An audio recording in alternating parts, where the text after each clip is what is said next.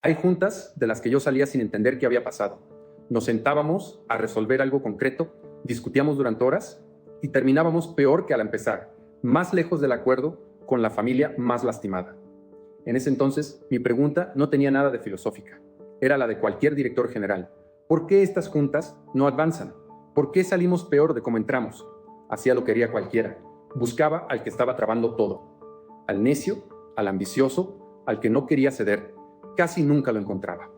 Al principio lo atribuía a que no conocía bien a la familia, a que me faltaba información, a que con más tiempo iba a dar con el culpable. Me tomó bastante aceptar que no era falta de información, era que buscaba algo que muchas veces no estaba ahí. ¿Te ha pasado? Ya me dirás.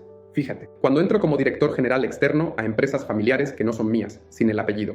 Muchas veces cuando ya se habían agotado las conversaciones fáciles. Al principio veía cada pleito como si fuera único. Esta familia, este hermano, este padre. Pero el mismo choque volvía a aparecer en otra familia, en otra industria, en otra generación, con la misma forma. Y cuando algo se repite así, cuesta seguir creyendo que es cuestión de las personas que están en la sala. No le puse nombre enseguida. Primero fue una incomodidad, después una sospecha. Con los años, una idea que por fin me cuadró. Casi todos vemos un conflicto familiar como cualquier pleito. Alguien tiene la razón, alguien no. Un bueno y un malo. Y resolver es que el malo entre en razón. Yo también entraba pensando así. Lo que fui entendiendo despacio es que con muchos de los conflictos más difíciles de una empresa familiar eso no aplica. No nacen porque alguien esté equivocado. Nacen porque varias personas tienen razón desde lógicas distintas. A ese tipo de conflicto terminé llamándolo un conflicto sin villano. Una confrontación en la que nadie necesita estar equivocado para que todos terminen enfrentados. Y desde que empecé a verlo así, muchas juntas que durante años me habían desconcertado empezaron a hacer sentido. Sobre todo entendí por qué costaba tanto sacarlas adelante. Yo llegaba a buscar al equivocado y en esas juntas no había ninguno. Aquí una distinción que vale la pena destacar, porque me niego a que esto suene a que en las familias nunca hay responsables. Sí los hay.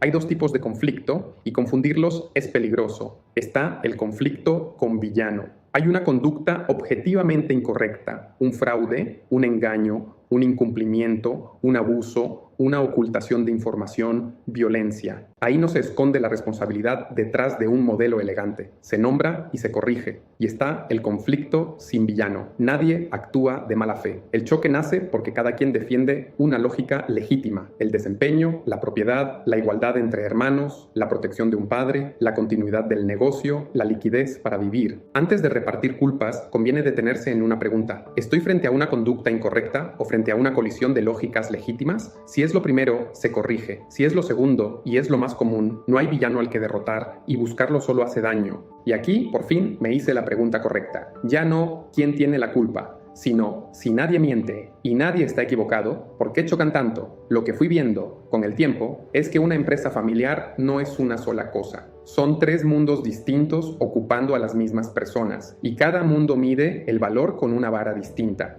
En la empresa, tu autoridad y tu reconocimiento dependen de lo que haces. En la propiedad, tus derechos dependen de lo que tienes. En la familia, tu pertenencia depende de quién eres. Hacer, tener, ser. Cada vara es justa en su mundo. El choque llega cuando los tres se sientan en la misma mesa. El hijo que dirige la operación dice: las decisiones las tomo yo, porque yo sé hacer esto. Tiene razón desde la lógica del hacer. El hermano que es accionista y no trabaja ahí dice: tengo el mismo porcentaje, me toca lo mismo. Tiene razón desde la lógica del tener. La madre dice: aquí todos mis hijos valen igual, no me midan a quién produce más. Tiene razón desde la lógica del ser. Tres afirmaciones que se contradicen. Ninguna es mentira. Son tres verdades que no caben juntas.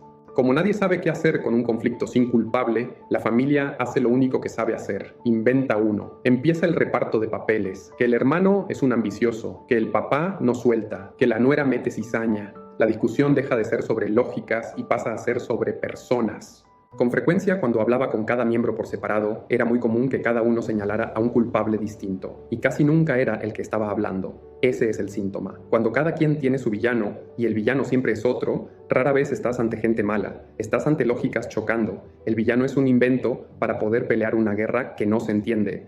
Y como persigues a alguien que no existe, la guerra no termina. Cambia de acusado, se rompen los vínculos, se debilita la empresa y nadie entiende por qué, porque siguen creyendo que el problema es una persona. Si el conflicto no tiene villano, deja de buscar uno. Cambia la pregunta. No preguntes quién está mal. Pregunta qué lógicas están chocando y por qué se les obliga a decidir en el mismo lugar. Si el problema fuera una persona, la solución sería moral. Que alguien cambie, que alguien se disculpe. Por eso no funciona. Le estás pidiendo a la gente que deje de tener razón, y eso no lo puede hacer nadie. La salida no es moral, es estructural. No hay que reconciliar las lógicas, hay que dejar de forzarlas a pelear en el mismo cuarto. La empresa necesita un espacio para ejecutar, donde mande el desempeño. La propiedad necesita un espacio para definir reglas y expectativas, donde se decida el dinero. La familia necesita un espacio para hablar como familia, donde todos valgan igual. Y entre la propiedad y la dirección hace falta un consejo capaz de traducir, desafiar y ordenar. Cuando cada lógica tiene su espacio y sus reglas, dejan de chocar. No porque alguien ganó, porque ya no están todas apretadas en el mismo lugar, obligadas a contradecirse. Vuelve a esa junta donde todos tenían razón. Ya sabes por qué no podía terminar bien. No había un villano en la sala. Había lógicas legítimas chocando y gente persiguiendo a un culpable que no estaba. La próxima vez que una discusión se estanque en tu familia, no empieces preguntando quién está mal. Haz primero 2 preguntas. ¿Hay aquí una conducta objetivamente incorrecta?